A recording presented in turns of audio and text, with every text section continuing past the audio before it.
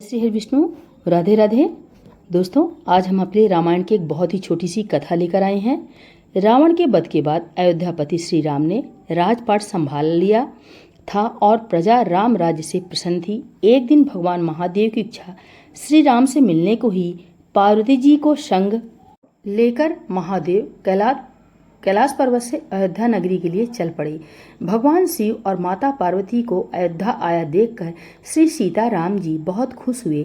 माता जानकी ने उनका उचित आदर सत्कार किया और स्वयं भोजन बनाने के लिए रसोई में चली गई।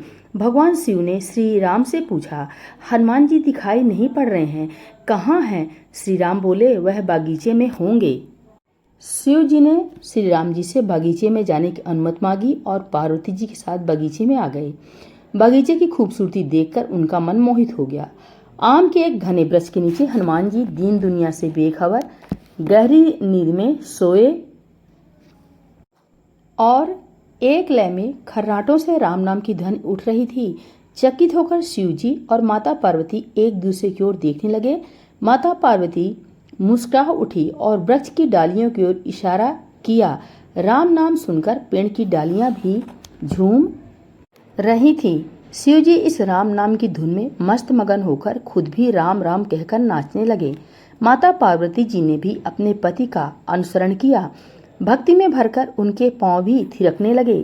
शिव जी और पार्वती जी के नृत्य से ऐसी झनकार उठी कि स्वर्गलोक के देवतागण भी आकर्षित होकर बगीचे में आ गए और राम नाम की धुन में सभी मस्त हो गए।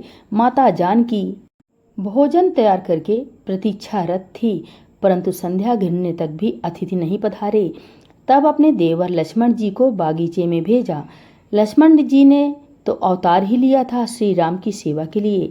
अतः बगीचे में आकर जब उन्होंने धरती पर स्वर्ग का नजारा देखा तो खुद भी राम नाम की धुन में झूम उठे।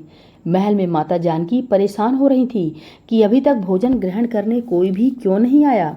उन्होंने श्री राम से कहा, भोजन ठंडा हो रहा है, चलिए हम ही जाकर बागीचे में सभी को बुला लाएं।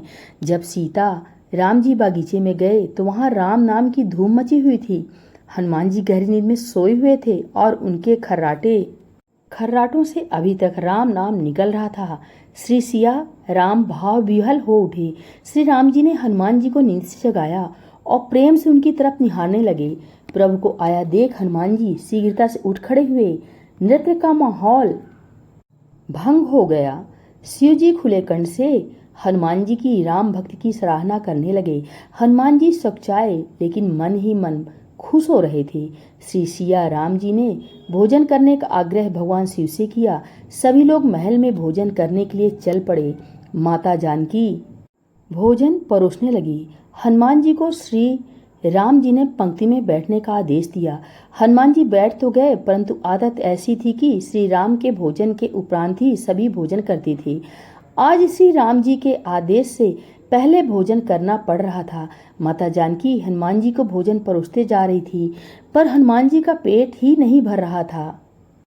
कुछ समय तक तो माता सीता भोजन परोसती रही, फिर समझ गईं कि इस तरह से हनुमान जी का पेट नहीं भरने वाला है।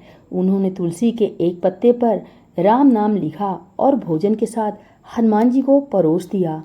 तुलसी पत्र खाते ही हनुमान जी को संतुष्टि मिली और वह भोजन पूर्ण मानकर उठ खड़े हुए।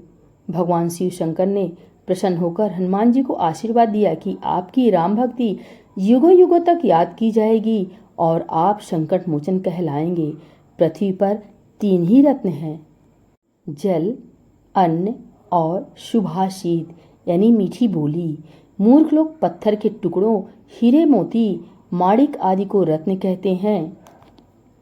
तो दोस्तों, कहानी कैसी लगी? अच्छी लगी हो प्लीज़ कमेंट द्वारा बताइए। लाइक और चैनल को सब्सक्राइब जरूर करें। नमस्कार।